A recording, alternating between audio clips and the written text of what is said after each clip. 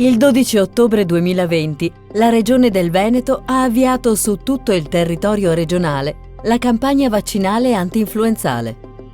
La diffusione del Covid-19 rende ancora più importante la prevenzione della diffusione dell'influenza stagionale per proteggere i soggetti più fragili, contenere gli accessi al pronto soccorso, supportare l'individuazione dell'infezione da Covid-19 e la conseguente gestione dei casi sospetti.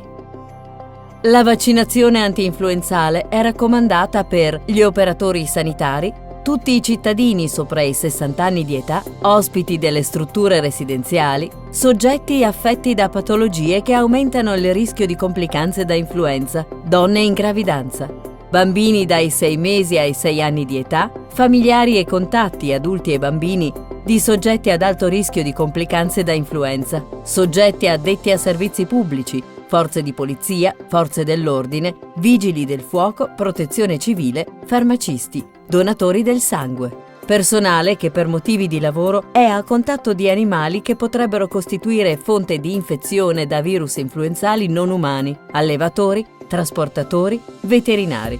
Per tutti questi soggetti il vaccino è gratuito. Se appartieni a queste categorie, rivolgiti al tuo medico di base o alla tua ULSS territoriale. È possibile vaccinarsi fino a dicembre. La disponibilità del vaccino verrà gestita secondo le priorità stabilite dalle singole aziende ULSS. Regione del Veneto. Il tuo ruolo è vaccinarti contro l'influenza.